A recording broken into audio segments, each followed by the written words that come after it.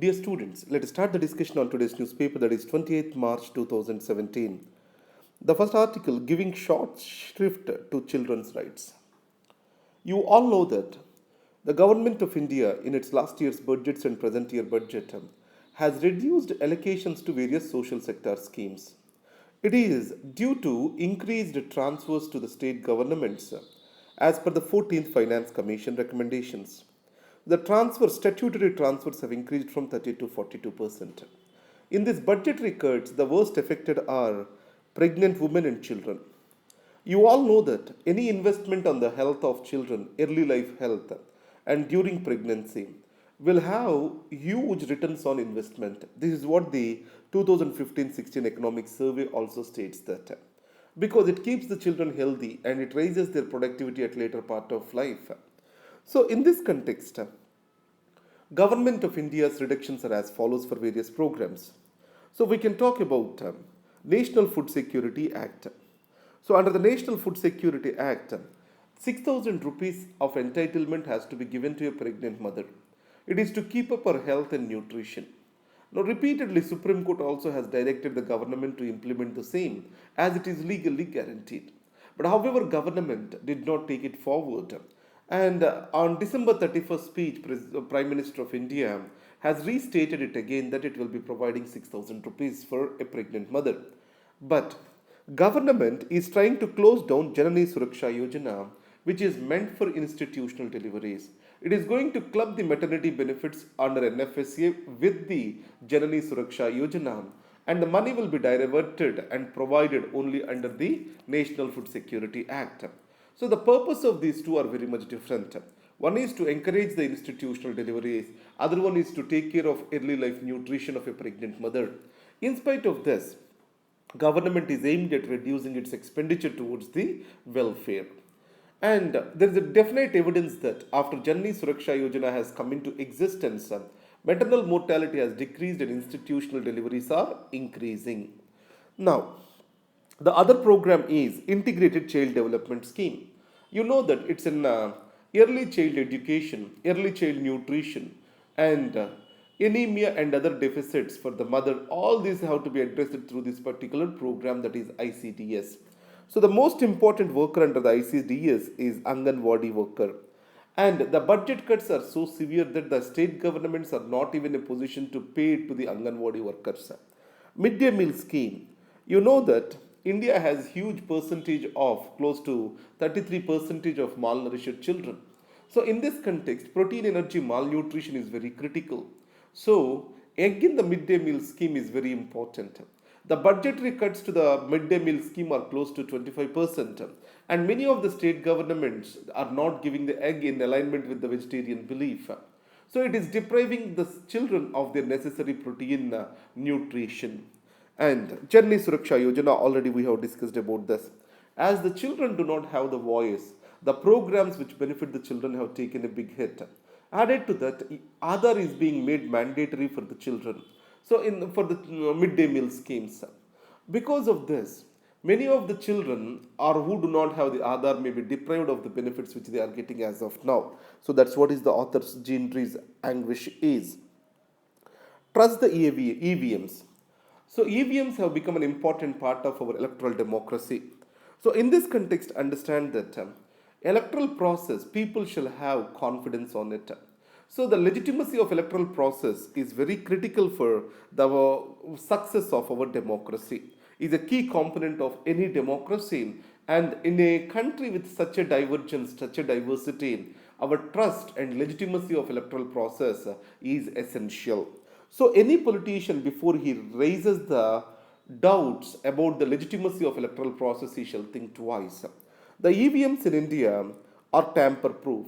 Now, these are standalone machines which are not connected with the network, and then the chip which has been kept in the EVMs, it cannot be changed, or any tampering with the chip makes it non-functional. And third thing is, there are procedural things which are put in place to increase the randomness and transparency. So added to that, voter verifiable paper audit trail is also being tested in UP. It clearly shows how many votes are being polled for, and there is a match between the paper audit trail and the EVM registered votes. So that's why EVMs are going to stay. And they have many positive impacts on the cost of elections, time of declaration of results, and also a reduction in invalid votes. So that's why EVMs are expected to stay. Powered by a pause. It is about nuclear deal between India and US. Westinghouse is expected to bring in 6 nuclear reactors at Andhra Pradesh. But however, Westinghouse recently has filed bankruptcy in the United States of America, and there are many procedural issues with its owner Toshiba, a Japanese company. So in this context, India, it gets an opportunity for India to rethink about its energy planning. So nuclear energy investment is very huge, and it cannot be put into use unless the nuclear reactor comes to criticality. So unless significant amounts goes into it, then only it can be put into use. Unlike this solar energy, you can bring in small packets of energy and can be used for delivering the electricity. And they also provide for last mile connectivity. Land acquisition, safety issues, abundant water requirements are other things that make nuclear energy unviable for India. So in this context, government shall take a rethink on its energy planning. That's what this article suggests for. Now let's come to the open-ed page.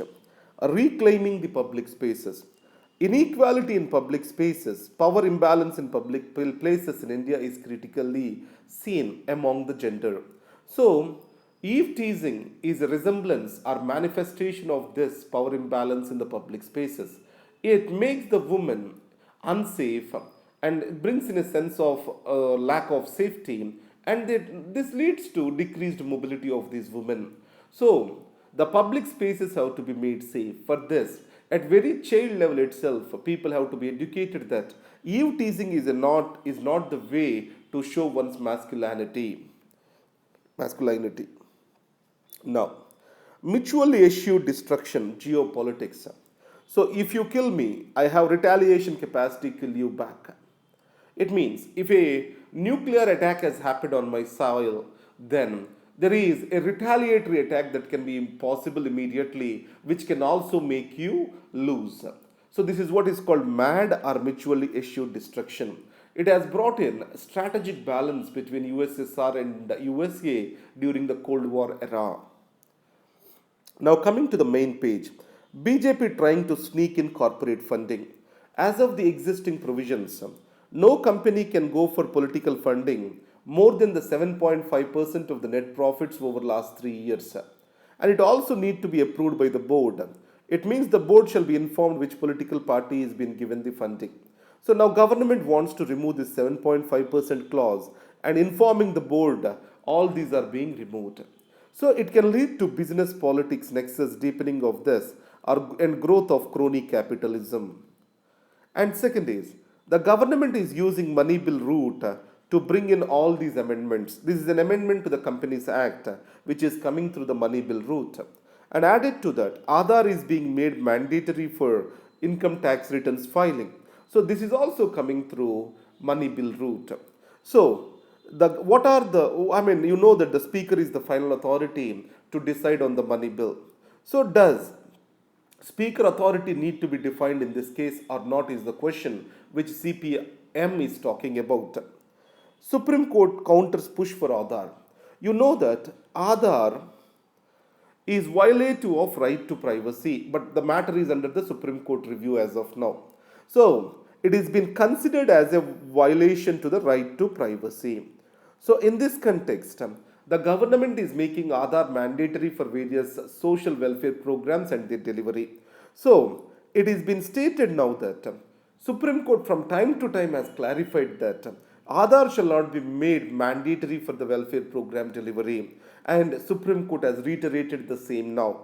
But however, Supreme Court said it cannot disallow the government from making the Aadhaar mandatory for filing the income tax returns. That's what is the Supreme Court is talking about.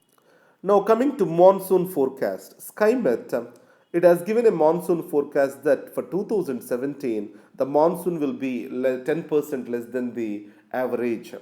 So the major reason is El Nino, which is setting in the Pacific Ocean at the same time. This can be countered by the positive dipole created in the Indian Ocean. So from your geography, see what is El Nino, what is Indian Ocean dipole means. The most important issue is Jammu and Kashmir Muslims are a minority. So understand, minority, to define a minority, what shall be the criteria? So we shall take the nation as a unit or state as a unit. If you take the nation as a unit, Muslims in any state, Sikhs in any state, they become a minority. If you take the state as a unit, the Muslims in Jammu and Kashmir, Sikhs in Punjab, Christians in Nagaland, these all cannot become the minorities because in that state population they are majority. So this matter, what shall be the basis for considering the minority is before.